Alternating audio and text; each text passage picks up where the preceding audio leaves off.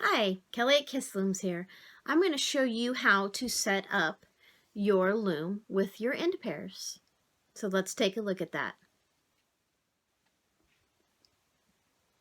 I'm going to show you how to set up your small gauge loom with your end pairs. When you get your loom, it looks like this, and it is all set up ready to knit on without any washers in the board. You can choose to add some washers, and you would add them on each bolt on each side, as well as the center pin on each side and the other bolt. And then you would also need to look at the spacing of your one peg slider. With the end pairs, it makes it really easy to line up the placement of the end pairs correctly. So I really do recommend the end pairs, but the one pegs are great if you're doing a lot of increasing and decreasing in the round because it lets you do that in smaller increments. So let's get started. The first thing that you need to do is take apart your loom. So you're going to remove the nut on either side. It's best to do this on a table so that you don't lose washers or lose pieces. You can set those where you know they go. And then you're going to take apart the two pieces of loom. And again, we've got washers on here, which I'm just going to tip down to the table and take those out. For this one, I am not going to add washers in between the boards. So we're just going to start as is.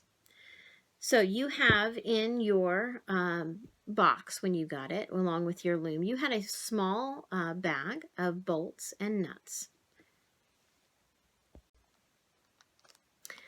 It looks like this.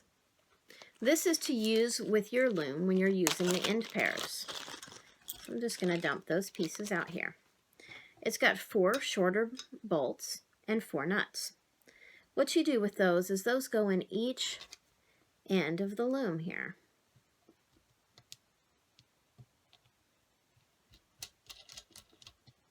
Because if you're adding washers, you have to have this bolt on the end when you're using the end pairs so that you can add washers on that location also. You can also set your loom up to use it just as 2 single rakes, so you could have a scarf going on this half and a scarf going on this half if you wish.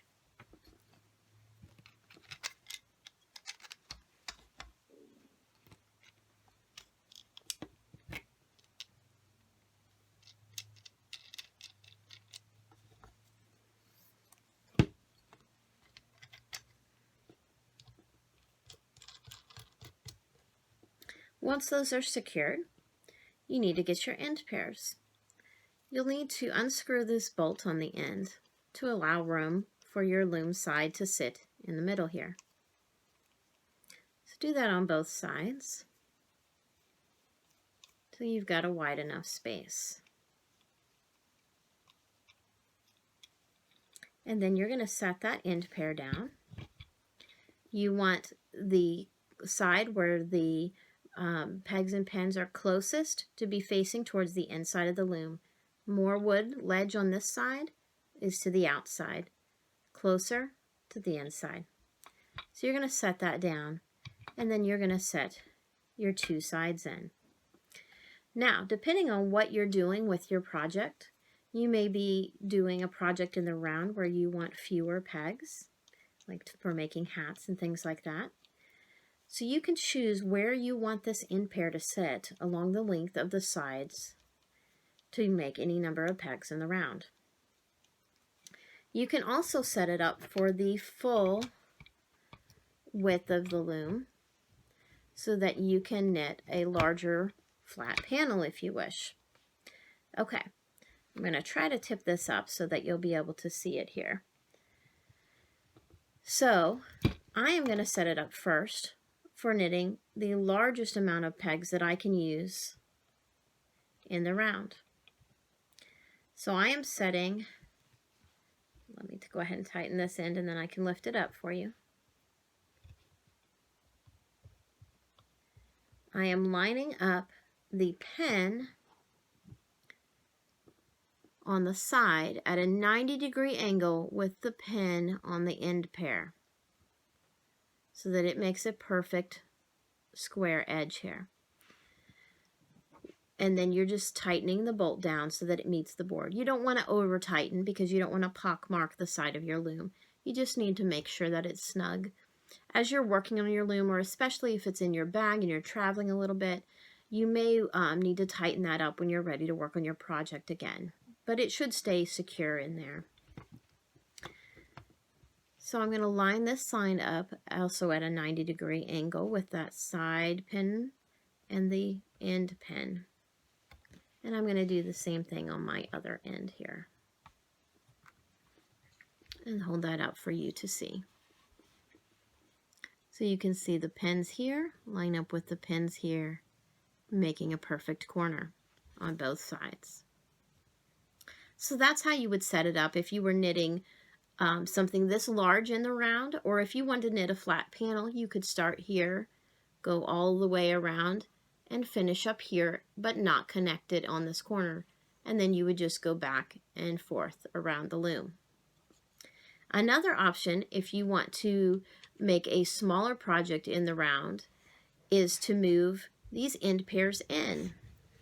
You can either move one side in to knit a smaller amount in the round, or you can move both sides in. Personally, I like to leave one set of corners open on the ends because it's a little bit easier to work those corners. Now, as you get used to it, this inside corner will be pretty easy to work and you won't even think about it anymore. But it does take a little practice to get used to where to put your pick in to get to these inside pegs. Another option is that you can offset your boards. So let me show you that, so that you always have an outside corner. Again, I'm lining these pegs up at a 90-degree angle,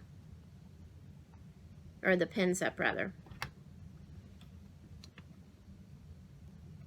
So this is another option for you, so that you always have an open outside corner to work with.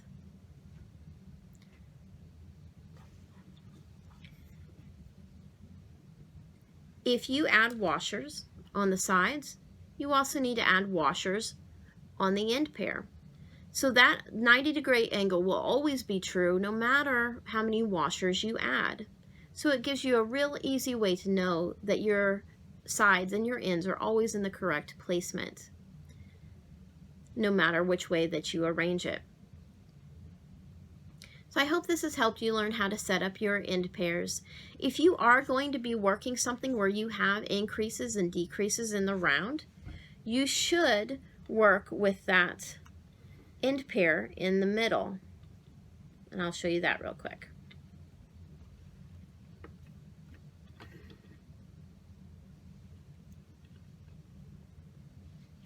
Like this, so that you have the ability to move and increase on both sides in the round. I hope this has helped you with your end pairs. Happy looming!